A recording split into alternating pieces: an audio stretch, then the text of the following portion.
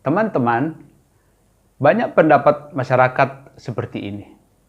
Asal kalian tahu, Indonesia tuh hukumnya tumpul ke atas bro, bukan lancip ke atas. Kalau lu tahu profesi pengacara, mereka tuh ngebela orang yang bayar doang.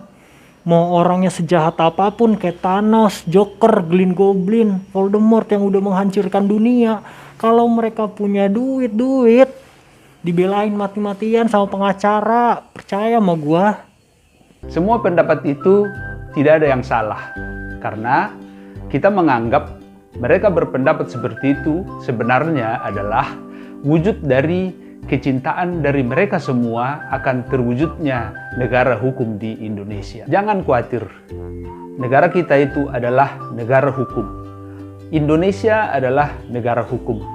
Hal itu secara tegas dicantumkan di dalam Undang-Undang Dasar kita, yaitu Undang-Undang Dasar 45 yang diatur dalam pasal 28 yang mengatakan hak atas pengakuan, jaminan perlindungan, dan kepastian hukum yang adil dan perlakuan yang sama di depan hukum. Artinya teman-teman, kita semua bersamaan kedudukannya di dalam hukum. Pengertian salah ada diatur di dalam Kamus Besar Bahasa Indonesia yang artinya bisa tidak betul atau bisa tidak benar. Tapi itu adalah tanggapan umum yang berlaku di dalam masyarakat. Namun, pengertian salah menurut masyarakat umum dengan masyarakat hukum atau teori hukum agak berbeda. Karena bersalah menurut hukum harus dulu dibuktikan oleh putusan pengadilan yang mempunyai kekuatan hukum yang tetap. Ini diatur di dalam Undang-Undang Pokok Kekuasaan Kehakiman yang mengatakan bahwa setiap orang yang disangka, ditangkap, dituntut, atau dihadapkan di depan pengadilan wajib dianggap tidak bersalah sebelum ada putusan pengadilan yang menyatakan kesalahannya dan telah memperoleh kekuatan hukum tetap. Jadi agak berbeda teman-teman pengertian salah menurut orang awam dengan salah menurut hukum. Jadi teman-teman, jika seandainya di tempat Anda ada terduga terjadinya pencurian dan Anda semuanya mencurigai bahwa ada pelakunya, Anda harus serta-merta melaporkan permasalahan itu kepada kepolisian. Tidak boleh Anda main hakim sendiri. Anda tidak boleh langsung memukul, menganiaya, atau melakukan tindakan-tindakan yang menyakiti orang tersebut. Karena orang tersebut adalah tersangka dan pengadilanlah nanti yang mengatakan dia bersalah atau tidak. Dalam kasus pencurian tadi misalnya, kalau misalnya kita sudah melihat sesaat ada yang kehilangan sepeda motor dan pada saat yang sama ada juga kita melihat orang asing di sana. Tentu yang sering terjadi adalah masyarakat sudah langsung curiga dan akan melakukan tindakan penganiayaan terhadap orang yang tercuriga tersebut. Padahal kita tidak tahu orang itu di sana ngapain. Padahal kita sudah menganiayanya. Masyarakat banyak sudah menganiayanya. Nah, sekarang permasalahannya, kalau ternyata dia tidak pelakunya, kan kita sendiri yang bisa menyesali perbuatan diri kita sendiri.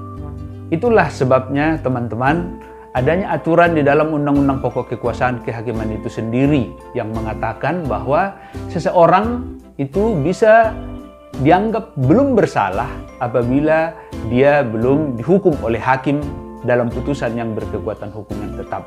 Karena itu, itulah tujuan kita mendirikan negara ini supaya negara kita menjadi tertib dan akhirnya nanti menjadi nyaman.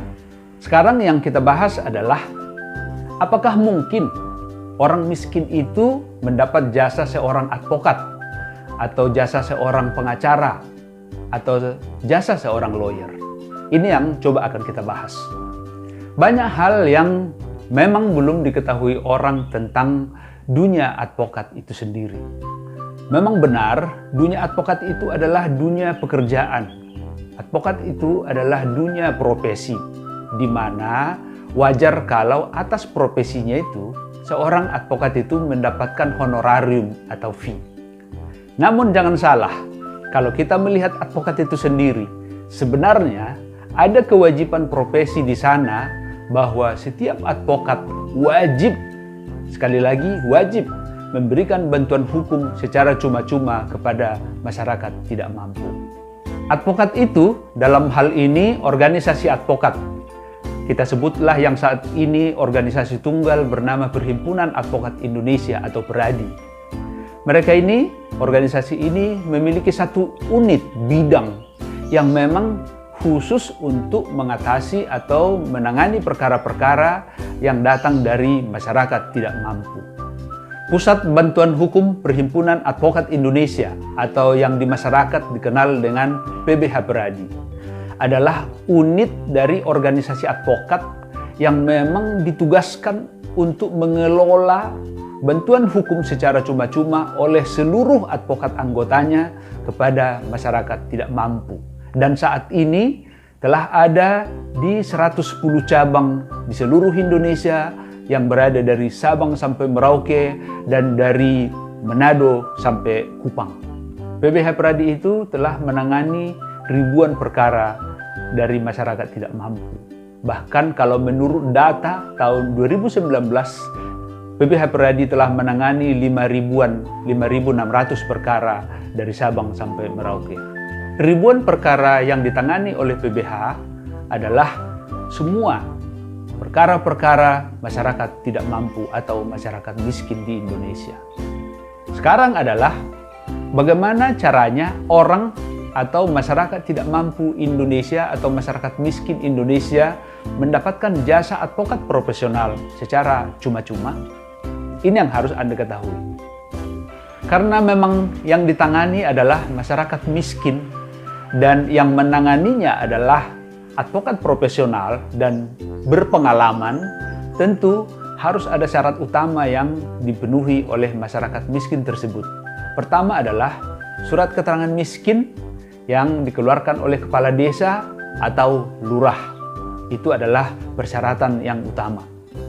Yang kedua, tentu karena Anda butuh perlindungan hukum, Anda harus memiliki dasar hukum atau bukti hukum atau petunjuk-petunjuk hukum yang Anda miliki, yang Anda akan serahkan kepada advokat Anda supaya dia juga nanti punya dasar untuk membela kepentingan hukum Anda.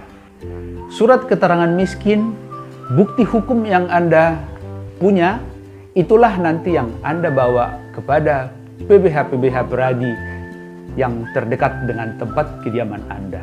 Dan info lebih lengkap tentang alamat dari PBH PERADI akan diinfokan setelah selesainya video ini.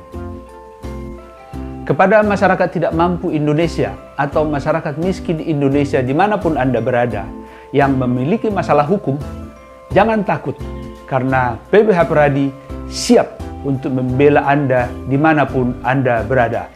Salam pro bono.